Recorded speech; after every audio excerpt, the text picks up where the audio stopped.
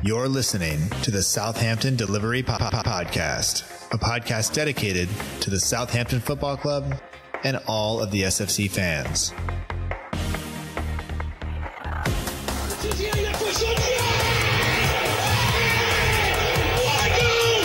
just got to go out and express yourself. Fonte with a scooping header. You just got to get the job done.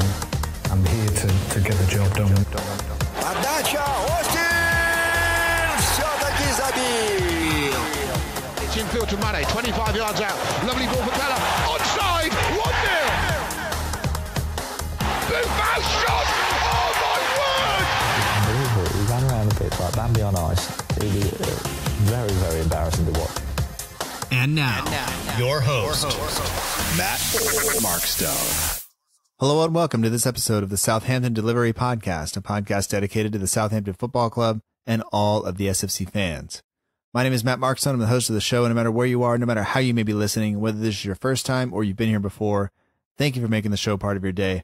I hope that you enjoy it. Now this week, obviously, Southampton and the rest of the Premier League and many leagues around the world are off on international duty. And I am also off on a trip with my family to Kansas for a wedding of my wife's cousin, and it's going to be great. And if you don't know anything about the United States, I live in California. Kansas is the middle of the country, and it's mostly flat. That's what I know about Kansas. I also know that I have family who live there as a result of being married to my wife, and they are wonderful people, so it's going to be great. Weddings are always a good time, so I am off doing that. But before I left, I had the opportunity to speak with Emma Pinner, who plays forward or striker for the Southampton Women's Football Club. And from time to time, I do get the opportunity to speak with players or coaches from the club. I support the club. I am a sponsor for one of the coaches at the club.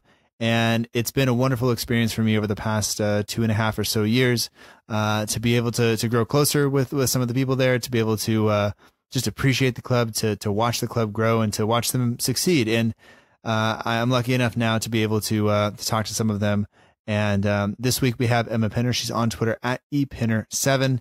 And we basically talk about her career. We talk about her injury that she had last year. We talk about the promotions and about last year, not getting promoted. And we also take some questions from teammates and from listeners. And so overall, it's a pretty good episode. But I do have to tell you, there were quite a few interruptions. My recorder died in the middle. My daughter was in the middle of a sewing project. She kept coming in and asking for help. The dog was being a nuisance. And usually I would cut that stuff out. Usually I would just, be able to just cut it out and we pretend like it didn't happen. But it just felt right after talking to Emma to leave some of that in. So some of it's in. You get to hear some real life stuff that actually happens. And you get to know why I normally record at, 5 a.m. my time, because I don't want those things to distract from the conversation. But here, I don't think it does. I think it just gives you a little bit more of the conversation that Emma and I had. So here is my conversation with Emma Pinner of the Southampton Women's Football Club. They are on Twitter at SOTON Women's FC. Go give them a follow if you don't already. If you don't support a women's football club in the Southampton area, I strongly encourage you to go ahead and support them and watch them. Their schedule is in the links below on the website. So thanks for listening. I hope that you enjoy the conversation, and I'll talk to you at the end of the show.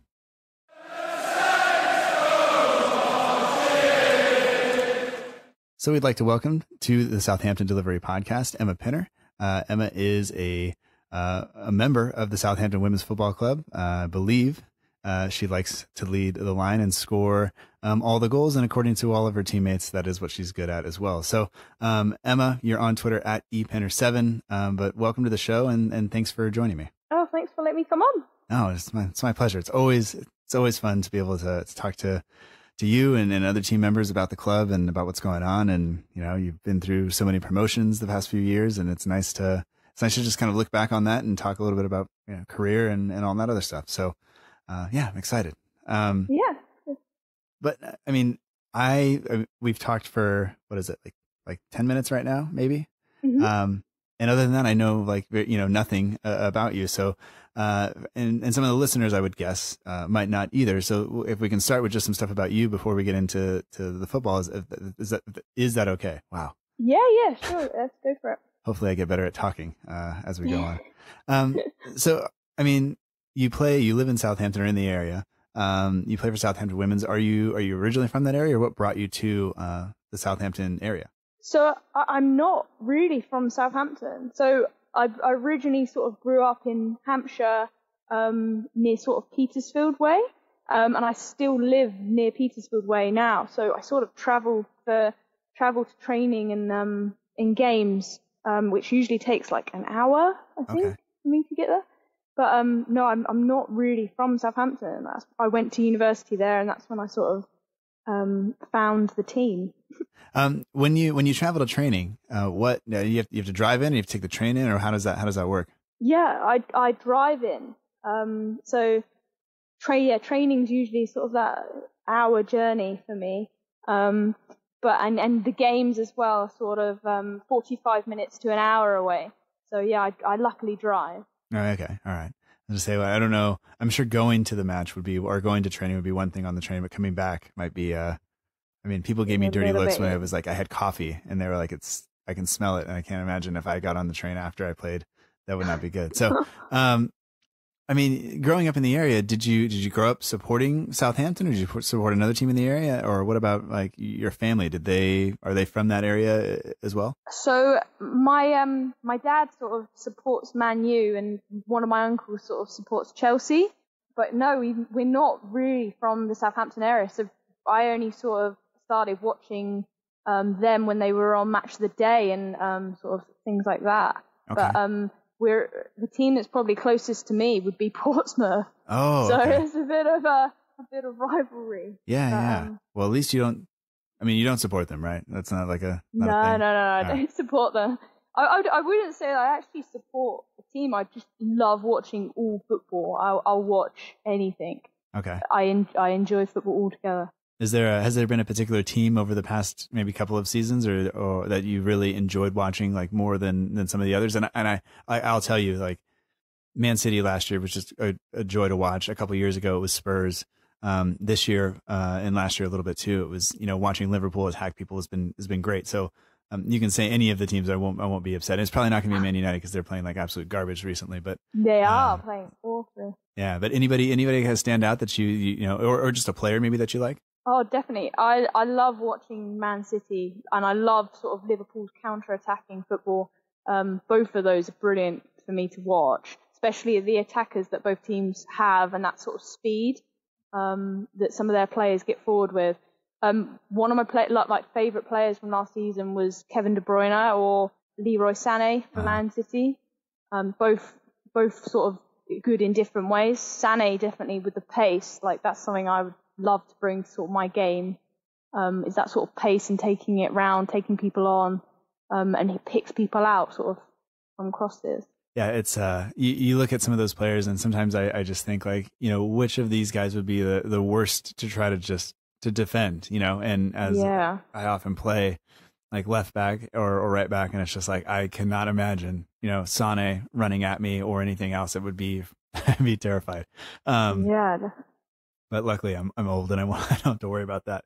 So, I mean, if you grew up kind of with your dad supporting and your uncle supporting those kind of clubs, Man United and Chelsea, like when did you start to play yourself? Was it encouraged early on, or did you have to kind of say like, hey, I want to play, or how did that come about? So it did sort of come from family to begin with. My uncle used to play at a good standard when he was younger. And then before he got really badly injured. So they both sort of pushed me into football, but mainly it was from sort of an old head teacher at my primary school watching me play with some of the boys. And he really encouraged me to go and, have a look at different teams. So the first team that he pushed me to go and have a look at was actually Southampton Saints. Okay. Back in the day. And they were sort of the best sort of like youth outfit in the area for us, that we could get to. So I went and had a look at that team. All right. And then, I mean, from there, was it just a constant thing then? It was just part of your life since then? Yeah. So I was always sort of that child that like, like you were saying earlier, could get sort of hooked on something and really take it on. When I was younger, I used to sort of play like playground football, kickabouts with friends and stuff.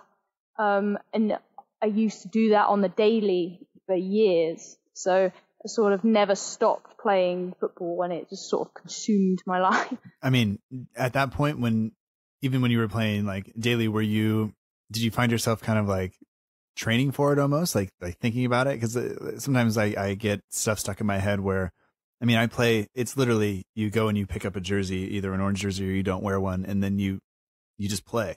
It's like not serious, but in my head, I can't not work on dribbling, like, a couple of days before. I can't not run my sprints, all that stuff. Did you find yourself doing that stuff, or was it kind of just you were able just to show up and just have fun or whatever? I think because I played so much when I was younger, I picked up sort of basic skills quite quickly. And it's only until sort of the last 5 years I've really started to work on like certain elements of my game, like outside of training, where it's like dribbling and using my left foot, trying to get ball skills under control a bit better, things like that. That's only in the last few years where I've really started to think, actually, I could push to go higher here. But when I was younger, it was all sort of fun and games, and I didn't really take into consideration it didn't really cross my mind that I could play higher. But I was sort of one of those kids that didn't have much confidence in comparison to some others. Okay. So to me, I've sort of gained that confidence now, and I feel like I can do more with it. When did that change? When did you find that confidence? The confidence for me, the main change has been when I started playing for Southampton Women. Just the way that the team gets behind you and gets together, I think that's not something that I've had from other teams.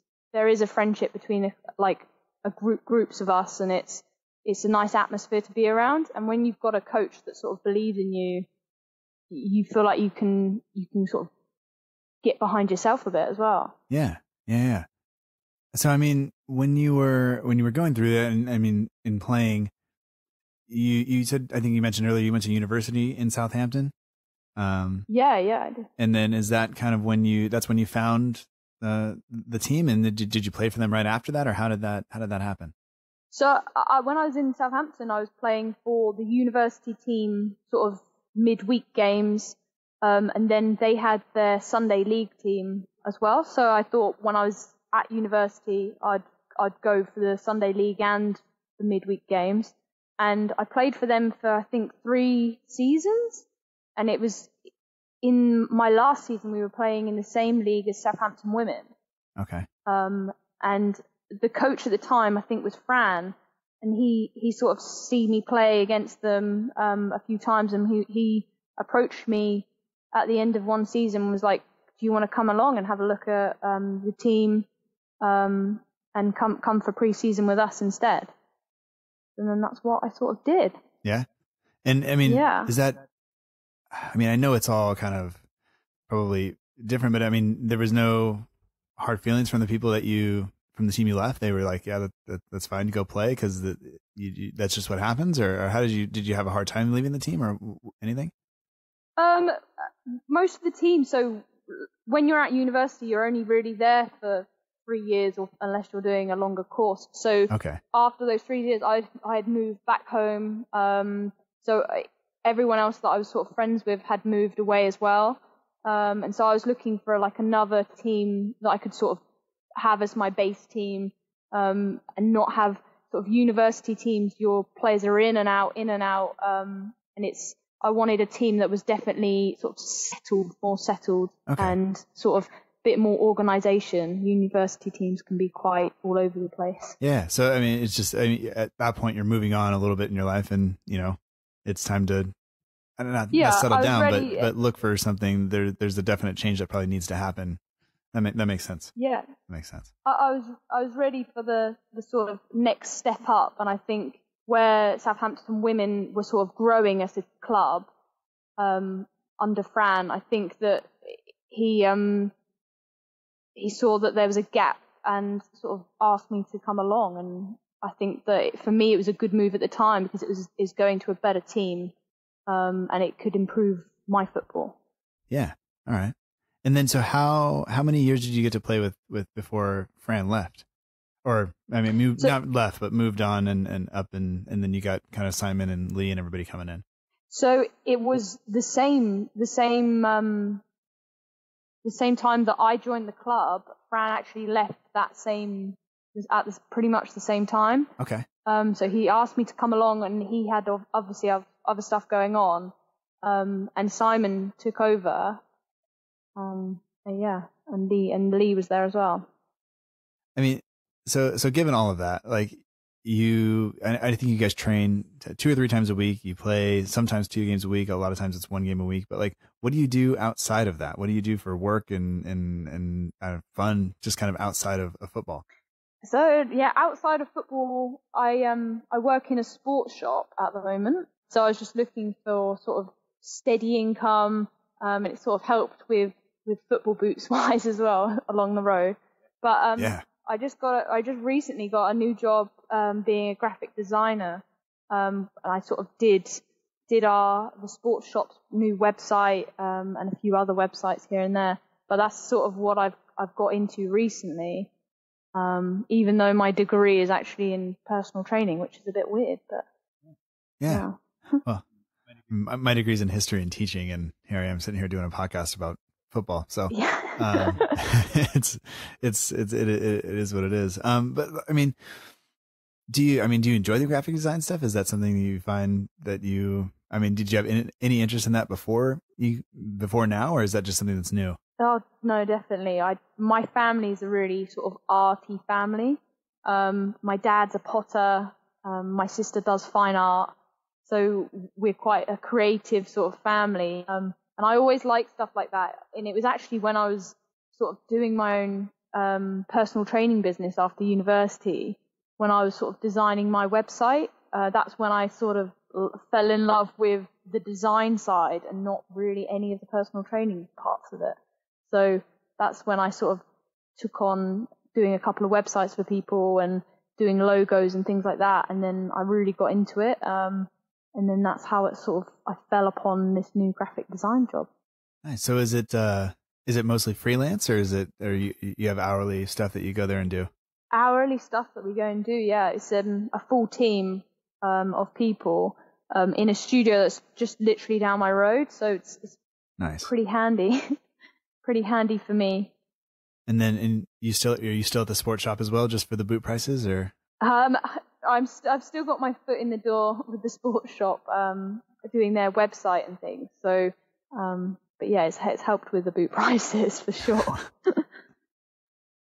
I don't know if you can hear my kids. It seems like the dog is doing something. Yeah. So it'll be what it is. If I can't cut it out, then this will just all stay in. Which, I don't know. Real life happens. Normally when we record, I record at like 5 a.m. my time, so they're asleep. Yeah.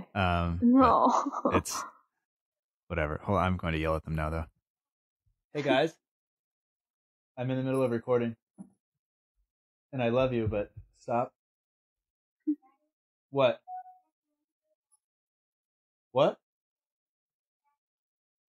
I can't.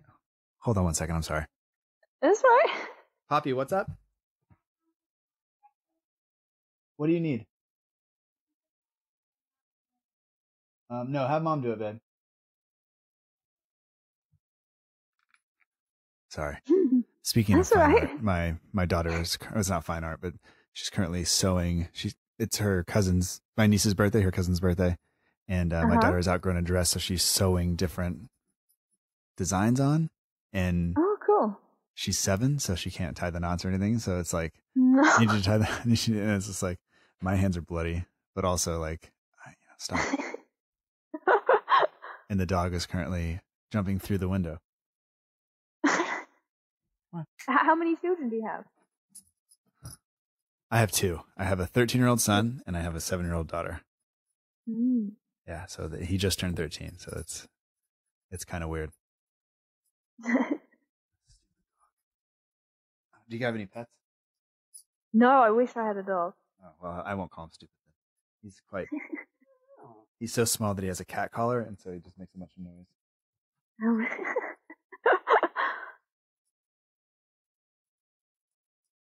But he jumped up onto a couch and then through the open window that separates me from the rest of the house. Now he's gonna sit here and bug me. Hey, I'm sorry, this normally doesn't happen.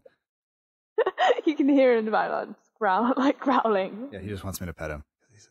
And we don't even needy. I don't even like the dog, to be honest. You don't? No. What? Oh, it's more work. Like the kid wants a dog, and then it's just more work. Like I gotta pick up poop. I gotta buy food. I have to walk him. And it's just like, this is not. I mean, he's interrupting the podcast. Like it's fine. Anyway. So if people hear him, so be it. That'll be what it is. Hopefully it's kind of quiet. And I completely lost track of where we were. I think we were talking about the sports shop, and you're still foot in the door, I think. Yeah. Said about the sports shop. All right. And then when you're not working, what else are you into? I mean, I know you're injured right now, so maybe what do you do for fun when you're not injured? When I'm not injured, it's I sort of go to the gym 2 to 3 times a week. I see friends mainly weekends because I sort of work longer hours through the week when working in the sports shop. But yeah, anything like that. This afternoon I went for a run. So getting back from the ankle injury, I've been doing as much fitness and sort of gym work as I can at the moment. Okay. You go to the gym with anybody else from the team, or just you because you kind of live far away? Just me because I live really far away from everyone else. What does a typical match day look like for you? I mean, I know everybody has their own routine, but what do you do? Do you do anything like you have a routine, or is it just kind of whatever you just wake up and kind of go about your day? No, definitely routine. The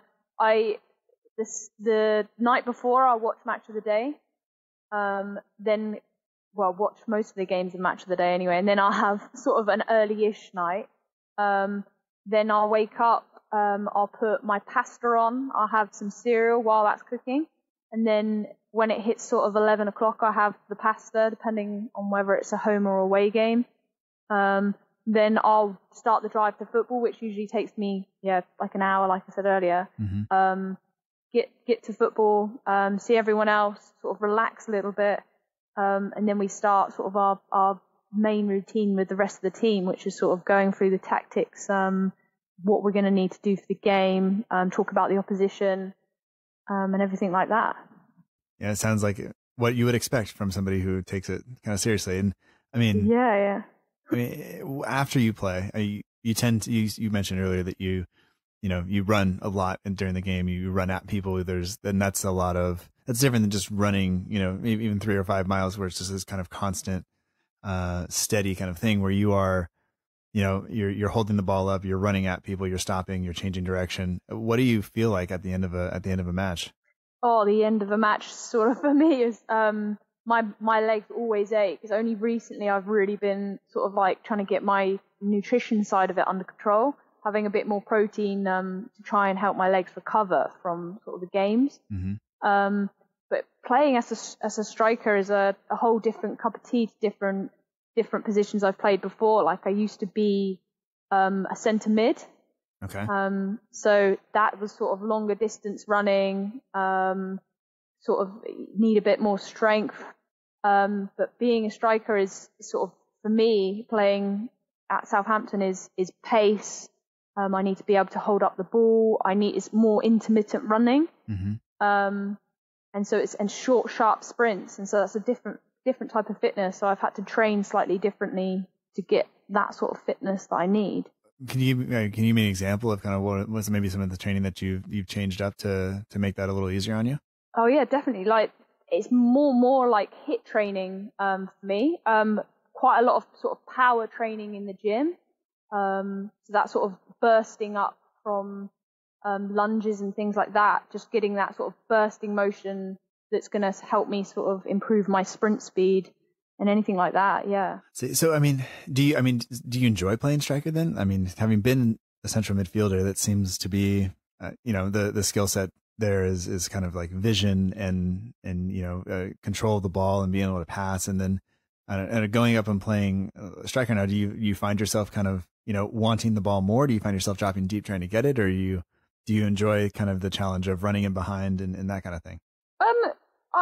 I've enjoyed sort of learning a new position, because I've always been, as a centre mid, someone that could score. I never sort of doubted myself from that point of view, but I was always playing when I went to Southampton, I was on the wing for quite a bit of it, my first season anyway. And for me, I always played better as a more central player. And playing as a striker, I am more central, but it's more sort of runs in behind, so sort of using my pace. As a centre mid, we've got some brilliant players in our team that have the vision, and they're able to sort of hunt down the strikers, hunt down the wingers' space. So we didn't need me to play in the middle, really. It's sort of Simon's idea of putting me up top as a striker. All right. And I've been loving it since then. Yeah. And it sounds like you're working at it like constantly, so I think that's good. Yeah. Soaking up as much as I can. Coming into like last season, looking back at last season, I should say, you're coming off of 2 kind of promotions, and there's some kind of change in the team, I guess. And then what I obviously the competition's probably changed a little bit. You fell just short of promotion, because only one team gets promoted out of the league you're in. But with that having happened, what has changed at the team as you guys have kind of come up through the couple of leagues that you guys have played in? I think our determination has always been there, but I think now as a team we've got a very strong base of players that hasn't changed for a few seasons, and I think that's helped. We have got this season, we've had new additions come in, some really brilliant players that are going to provide sort of like someone to fight against in the team. So each position, you're sort of fighting against another person to play on the pitch first. Okay. So I think that the competition between 2 people now is so strong for every position. I think that can only make us play better as a team. And I mean, it's probably a pretty common question, but does that hurt like the camaraderie that's there at all, or does everybody wants the same thing and you guys are all working for it, and everybody's kind of just that's the understanding, so it's fine? Yeah, I think everyone wants to win. We want to win every game. We turn up and we don't care who we're playing against. We just want to win.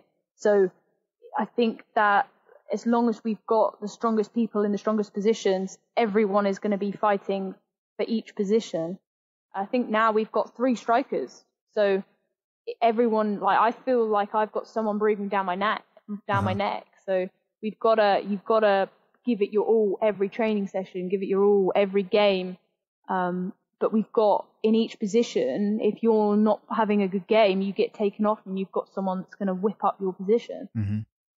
So there's a lot more depth in the team maybe than there used to be. Yeah, depth is the word I'm looking for. It's all right. We got there. We got there. Just putting it 50 words down to like 1 word. It's all right. It's all right. Well, I mean, you seem, and I'll be honest with you, whenever I'm going to have anybody on, I always talk to Lee a little bit, just to get an idea of, some of the things I can ask and stuff like that. And he kind of described you as being, super hardworking, very motivated. So I would imagine that you would be somebody who maybe sets kind of goals, and I don't know if there are hard targets for like number of goals you want to score, but like I imagine you set some sort of bar for yourself coming into the season. And do you do that? And is that, do you find yourself kind of, I don't know, like setting it and then like for like halfway through the season or a quarter way through the season and then kind of moving it up, or how do you do that? How do you keep yourself kind of moving on top of just having somebody else kind of challenging you for your position? Yeah, I think I definitely sort of set goals for myself.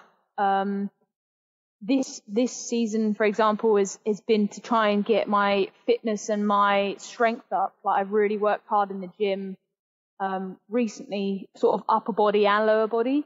I felt like I always neglected my upper body. So I've tried to put on some muscle to sort of be able to hold my position when I receive the ball and stuff.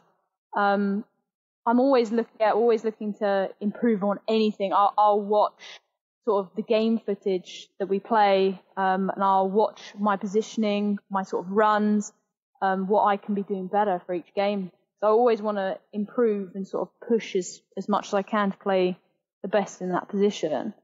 Yeah. I mean, and your uncle that played, does he watch and does he give you feedback, or does he kind of just leave you to it and because he knows you're on it? My uncle always asks, but it's my dad that comes to most of the games. Okay. And he always gives me his very honest feedback of how I've played. But it's good. It's good now playing at Southampton where we've got the option to watch games over, because I think that's greatly helped like my awareness of when I'm being lazy, when I should be doing more with the ball, when I should be shooting from further out. I think it's definitely helped, and it helped last season as well. Yeah, I think that would be a huge kind of advantage, especially, some people won't take advantage of it, but that if you're there looking to get better and looking to improve, you can definitely do that. And I'm pretty critical of myself and others to the point of a fault sometimes. And so I understand kind of maybe where your dad's coming from, and honest feedback's always good. It hurts to hear sometimes. But yeah. I mean, at the level that you're playing at right now, I mean, what's the hardest thing to deal with? Because it's not like, it's not like you're getting a check at the end of every week to play. You're not doing that. You still have to have a life outside of this and a job outside of this, and you obviously play because you love it. But so is there anything that is a struggle or is a challenge at this level? Yeah, definitely. Like self-motivating is got to be up there with one of the highest ones. You've got to, even at this level where it isn't, you aren't getting paid to do it, you still, at this level, some of us want to definitely be playing higher. So you've got to work off the field at some bits and bobs if you can. And you've got to put the grind in, really. Yeah. So, I mean, I know you're coming into this current season that's just begun, injured right now. You're getting back. We mentioned you're just kind of getting back to training and stuff like that. But after being kind of so close to promotion last year, was it because it's such a long season and because there's only one team that gets promoted, to kind of go through that entire thing coming off of the two back-to-back promotions? Like when that happens, you have all this enthusiasm because you're in a new place and all this stuff, and then you get there and you fall just short. Does that motivate you more, or does that make it kind of harder to kind of say, okay, we have to do this all over again? Does that make sense? Yeah. For me personally, I can't speak for others, but for me personally, that makes me so much more hungry to win it this season. I think as a team as well, we see it that way. The second that we knew that we weren't going to be promoted, we were all like, well, next season we've got it. It's ours. We're going to get it. So I think that you've got to do that. You've got to sort of go for it. If you don't get it, you haven't got it, then you've got to get it next season or get it the next closest time you can. Yeah. All right. Well, we have some questions from some teammates if you'd like to kind of move on towards that, if that's okay. Or if you have anything else you want to say about the season or the team, or if I missed a question that you'd like to something you'd like to talk about, we can do that too. No, I think you've got everything. All right. Well, in that case, let's move on to some questions. I got a direct message from someone. I won't say who. It says, hey, I have a couple questions for Emma. Don't tell her they're from me though, if that's okay. One, this season's league campaign is going to be tough, and the team has had a good start so far. What does the team need to do to set them apart from everyone else in the league? I think it's our work off the pitch and being organised. I think we've got that over other teams of how organised we are. Simon definitely puts in the hours with his tactics and the way he wants players to play. I think that as players, we listen. We are willing to listen, and we sort of put in the work at training. Whereas other teams, you're seeing sort of scattering players, getting players together. We've got a solid team. We've got people fighting for each position. And I think that that's going to be something that's going to kill off other teams this season for us, is that we're organised and we're ready and we're fighting and we're hungry for it. All right.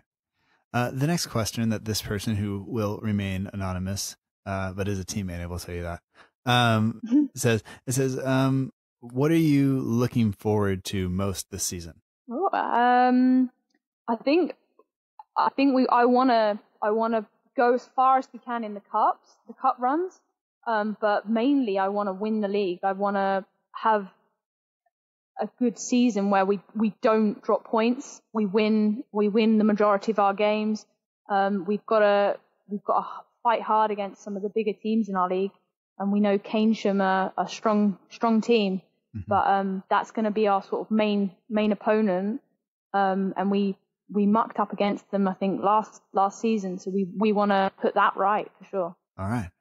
And then a couple of people asked, you've kind of watched preseason and early on because of your injury, but who has impressed you, if anybody has stood out? And this question comes from Becky Harris, is one of the people who sent it in.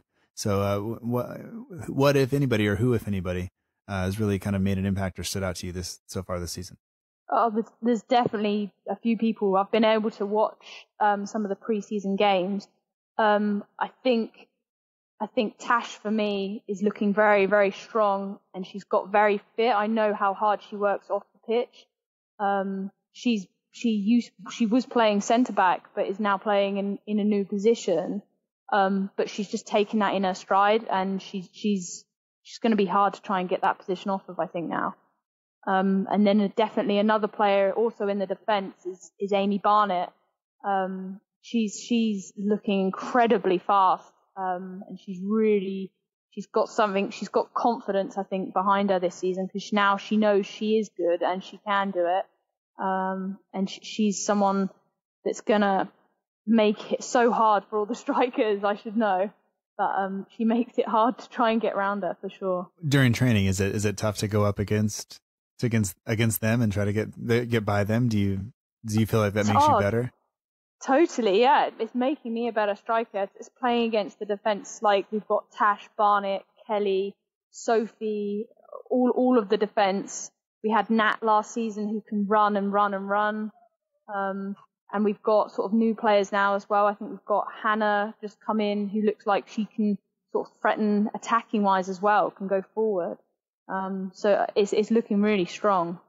All right. And another question that Becky asked is, in terms of game day, kind of getting you pumped up, is there any music that you listen to? I know there are a few other members of the team who tend to dominate the dressing room playlist and speaker duties, but do you have things that you listen to maybe on your drive in?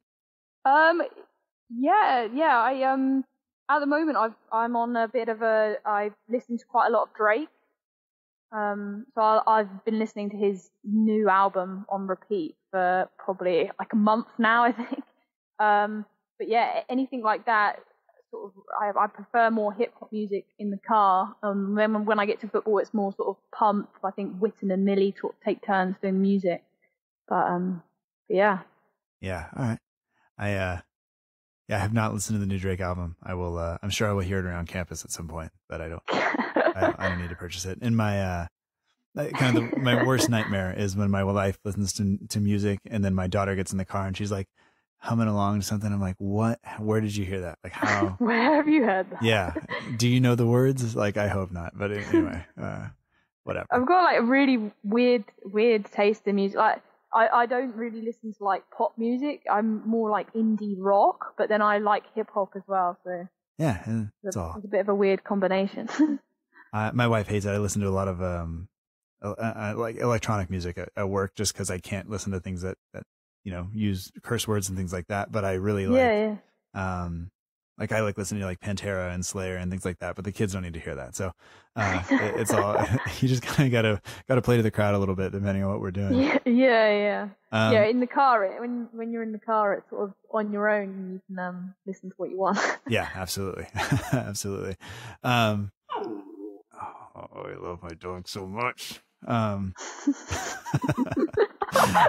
think you should keep that in. Yeah, maybe. So Kirsty Bell, who has moved on from the team, asked about free kicks. She said, "How are those free kicks going?" And I feel like I'm not 100%. I feel like there's something behind that. Like it's just it's an innocent question, but I feel like she's giving you a little bit there. Is there something in that? She's just amazing at free kicks. I think she scored when we were playing with each other, like hundreds of free kicks. She's just got the right technique for it, and I used to always go on to her about, can you teach me? Because a couple of my free kicks have gone very wayward over the last few seasons. But yeah, she's taking a bit of a dig, I think. Yeah. She told me when we talked the day before a game. She told me, I don't score goals. It's not my game. It's not my game. She came in the next day, scored 2 goals, one from a free kick and one from open play. And I was just like, thanks. Like literally it was the day after I put out the episode. I was like, thanks a lot, Kirsty. Cause I left that bit in and now I look like an idiot. So, it's all right. No, yeah. VJ, asks how the road for recovery from injury is going. And I think we've talked about that a little bit. He also asked if you're enjoying the added competition for places, and it sounds like you are. And he asked about your day job. So I think we've covered all of those. We have. But I appreciate him. He is a big fan of the club, and it's nice to, I don't know, he interacts with the club Twitter account a lot and the show, and I appreciate that. So I wanted to make sure we got those in. So we saw them and made sure we got the questions in, and we're there. Tash asks what your goal tally aim for the season is, if you have one. Is there one that's there? Yeah, I sort of want to get 25 goals plus. I'm sort of fighting a bit of a battle, obviously missing out 2 games already, and then still trying to get back to full fitness. But yeah, 25 goals plus for me would be brilliant. Like I'd be over the moon with that. And if I am getting regular minutes and I'm keeping fit, then I want to push for top goal scorer in the league. All right. And what did you wind up with last year in terms of goals scored? I think I was on 23 or 24. I missed quite a lot of games due to a few niggles, injuries, and other stuff. And I think I was subbed off quite a few times as well, just to try and rest my legs. Okay. And give other people time as well. But yeah, hopefully this season I can sort of get back to that sort of form. Yeah, I mean that's a ton of goals. And you guys put up some numbers last year. I mean the team put up a lot of goals at different points last year, and I think recently, even this year, there was an 8-1 kind of scoreline. So hopefully you can get in there and get 3 or 4 in a game like that. it'll bring the confidence right back. Yeah, definitely. We've got a lot of people in our team that can score. If you looked through sort of top goal scorers in the league, there was a few regulars that were scoring sort of 5 a game for other teams. But in our team, I think we had nearly everyone on the score sheet. We were getting regular people sort of getting up quite high up there in the top goal scorers. Yeah. She also asked what your biggest attribute that you bring to the club is, and I don't know if you want to go into that at all or not. That's a tough one. It's hard to answer yourself. I like to think that I'm motivating. I like to motivate everyone, like even whether from whatever standard they are. I want to get the best out of everyone and put confidence into everyone.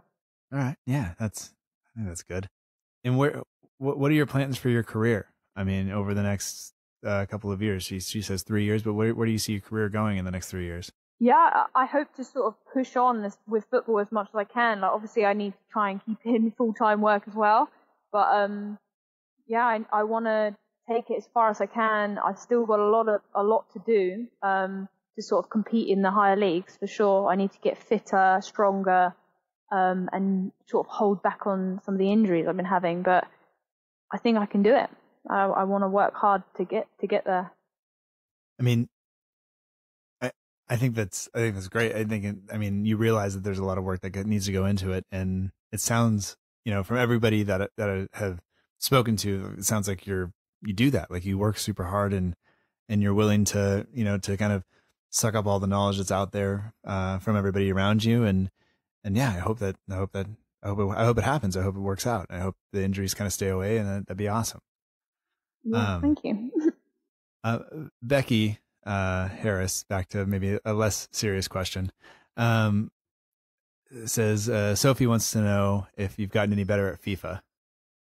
Are you terrible? How terrible are you, or are you good and you beat her and that she just wants to make fun of you now? Oh no, I like to think I'm good at FIFA, and then I played against Sophie once, and she said to me, "Oh, I'm really not good at all." And little did I know she plays with I think it was her boyfriend at the time, but now husband Ross. Most days apparently, and then she played me and she beat me. So, and now she will not play a rematch. So I think I'd quite like to play a rematch with Sophie to straighten out that, but she refuses. So, but yeah, so yeah, I like to think I'm okay at FIFA, but apparently not anymore. I've pulled a Sophie before. I've done that. I played a kid once. I beat him 1-0. I scored a penalty, and I refused to play him ever since then. It was a kid at school, so it was like finals week. We bought the Xbox out, and we played, and I beat him, and the class all kind of laughed. And ever since then, he's wanted a rematch, and I won't do it. So I have respect for Sophie in that regard, and I'm sorry that you're on the wrong end of that. Oh dear. But I think the trick is who do you play with when you play? What team do you play with? Well, I think in that game I used Liverpool, and I think it was a bad idea against the team that she was playing. I didn't think very tactically of it, but usually I'll go Man City or I don't know, Juventus or or Atletico Madrid are quite a good team to go with as well. Yeah. I tend to just build teams that are super fast. And then it's just counterattack, because I find that to be easier.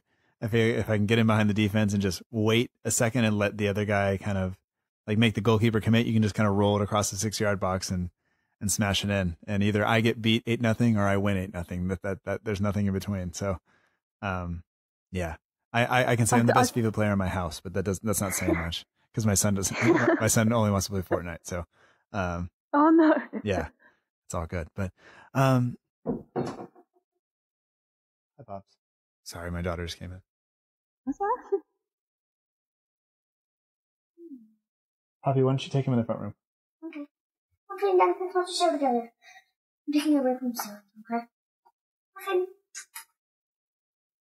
Okay. She's a nightmare. She just had her tonsils removed, so she used to snore really loudly. And her voice, like, it's been like 2 weeks now, so like she can like finally like walk around and do regular stuff. But like her voice is completely different. Like it's insane. Like she sounds like a cartoon character to me because her voice like just sounds so much different. But anyway, all right. Oh, bless her. Yeah. She used to snore so loud too. Like it was like you could hear her all the way through the house. Oh God. And now there's just nothing. And so like I find myself like walking in there going like, are you okay?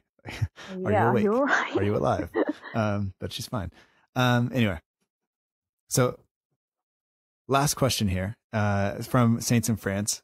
Robbie is, he also runs Saints World, which is a website about the Southampton men's team. But, he says, how did it affect everyone with Kirsty? And he's referring to Kirsty Bell, leaving to join Winchester, and Kirsty Bell, what I believe was the first player I ever had on the show.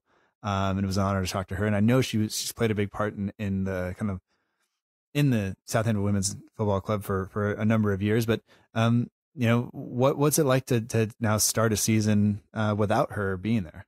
Oh, it's been tough. Like she was always like a sort of the heart and soul of our team for sure. She was always great for me to talk to as well. She really inspired me in the way she played, the way she took free kicks, the way she sort of dominated the middle in my first season that I came. And she was always welcoming, I think, for everyone. So it's a great loss for our team, I think. The way she could sort of talk to everyone in the changing rooms and stuff as well. And for all of the youngsters coming in, she was brilliant at giving them sort of time of day, and welcoming them into the club. We've had other people though now take on the sort of roles that Kirst had, but she's going to be brilliant for Winchester. I think she's incredible to have at any team she plays under. Yeah. And we were talking a little bit before. I think they are in a different league than you, but I'm not sure. Sometimes when I look at the website for the league you guys are in, it's like I have a hard time figuring out where I am. So I think we're right in saying that you won't see her, you won't have to play against her, which is good because if she takes a free kick, we all know how that usually ends up for the opposition. Yeah. So it's all good. Lucky for us. Yes, absolutely. And I think it's safe to say everybody wishes her the best of luck. You know, she was a joy to have on the show. She was a joy to kind of watch and interact with, and it's been great. So, I think one more thing that I actually want to ask you is,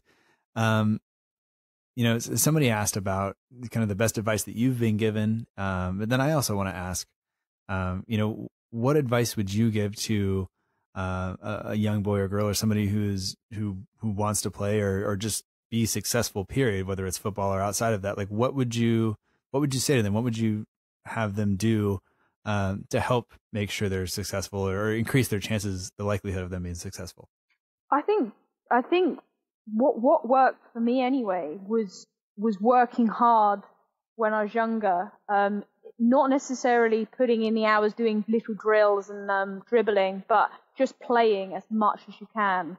I used to play playground football at lunch. I used to then get home, go out and play football in the evening.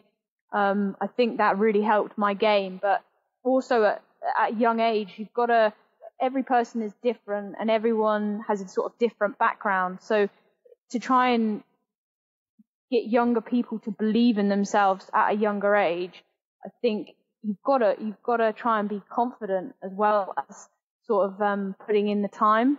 For me, when I was younger, for sure, it was always hard because I was quite quiet, and I was surrounded by people at trials who were loud and confident, and that sort of put me on the back foot. But try and motivate younger people definitely to believe in themselves. I think that's the way to get them to get to the next level. Yeah. And so I think that confidence, like you said, is essential because kids have to believe in themselves and they have to be willing to kind of put themselves in situations and be willing to stand up to people who are super. I love my dog so much. Who are super, who are super loud and stuff like that. But then you've also mentioned that you get feedback from your dad and you watch video and you're humble enough to know, like, I was being lazy there and I need to work at that. And I think you've got to. There's a got to put in the hours as well. Yeah, definitely. Yeah. So it's taken me a long time, I think, to be confident in myself, but I know that there's still lots to do. Like, I'm confident when I step on the pitch that I am going to get a goal in that game, but and we're going to win, but it's trying to get the balance of, okay, well, if I didn't do that, then how can I get better at that for the next time? Yeah, absolutely. Well, I have lots to improve on as well, both football and, this, as you've heard. So I hope that you've enjoyed being on the show. It is a pleasure to have you on, and hopefully we can do it again in the future. Yeah, definitely. It was brilliant. Thank you so much for doing this. That's brilliant. Thank you.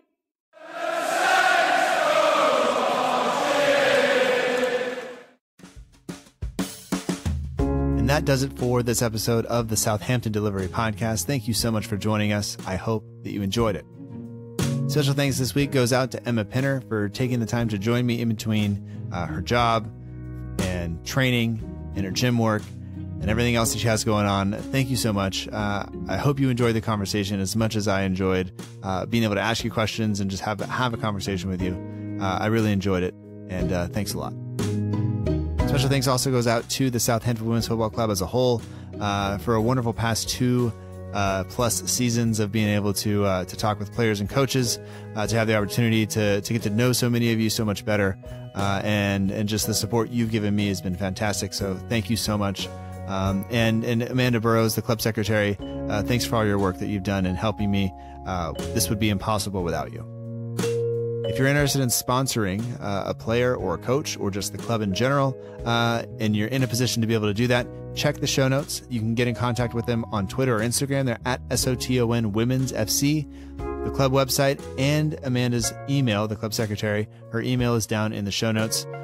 Go check it out. And if you have time to get to a game at some point, do it. It's a super fun time. The girls are talented and organized, and it's just a real joy to be able to watch. So do that if you can. This show is also partnered with the Southampton page. For all your Southampton FC news and needs, be sure to visit the Southampton page on Twitter, Instagram, and Facebook. The links are in the show notes. The artwork for the show is done by Matt Beeling of the We Are Southampton page on Instagram. If you're not already following him, please do so. He does fantastic work. You won't be disappointed. If you want to follow this show on Twitter or Instagram, we're at SFCDELL_IVERY. And we're on Facebook at facebook.com/SFCDelivery. There's no underscore in the Facebook address, but I promise to make it worth your while. The music for the show comes courtesy of the Free Music Archive at freemusicarchive.org. The intro song is Epic Song by Boxcat Games. And the end of show credits that you're listening to now is Aim is True by Poddington Bear. You can follow this show wherever you listen to podcasts, so be sure to subscribe on iTunes, Acast, Stitcher, Google Play, TuneIn Radio, or wherever you listen. And until next time, remember that together we march on.